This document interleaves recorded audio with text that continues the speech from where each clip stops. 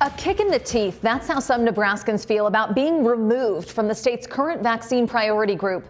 Good evening. I'm Alexandra Stone. I'm David Earl. Nebraskans with comorbidities were part of Phase 1B until Thursday. That's when Governor Pete Ricketts said vaccinating people based on age alone, that's more important. He defended that decision again today. KETV News Watch 7's Michelle Bandour spoke with two women who call it another big setback for them. I spoke with two women who say the governor's latest decision will keep them in isolation even longer. One, a three-time cancer survivor, and the other living with muscular dystrophy, say the way it's going right now, they'll probably get vaccinated with the general population.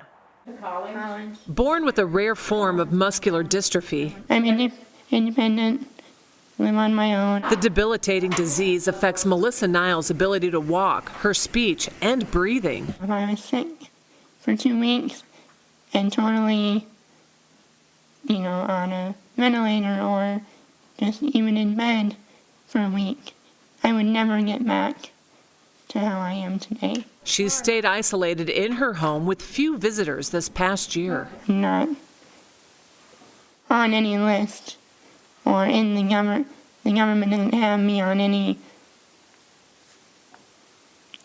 anything that would recognize me as eligible for it. We need to be considered and recognized that our conditions are serious and what we have given up. Tanya Hypnar has one lung and survived 3 cancers, non-smoker lung, breast, and cervical. Like Melissa, she's stayed home too. There's a lot of us out there under 65 that have major conditions that we have been living, by these rules and staying indoors and being away from our family, just like elderly people. Tanya is 53, Melissa is 46. They're not 65, but they are vulnerable and disheartened with the governor's decision to move adults with medical conditions out of the Phase 1B vaccine plan. It was just kind of like a kick in the teeth. Pete Ricketts says age is a bigger factor in severe and fatal COVID-19 cases. When we look at the data,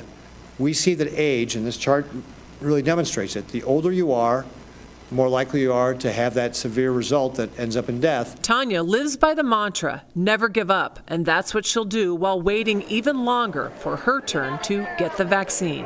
I don't want to pass away from a virus after all that.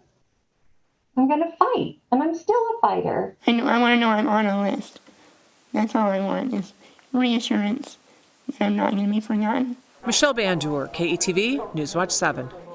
Let's get into the data here. According to Nebraska Health and Human Services, since the pandemic began, the majority of known positive cases have been in the 20 to 34 age group. 58% of all cases have been among those aged 44 and younger. COVID-19 related deaths, a much different story.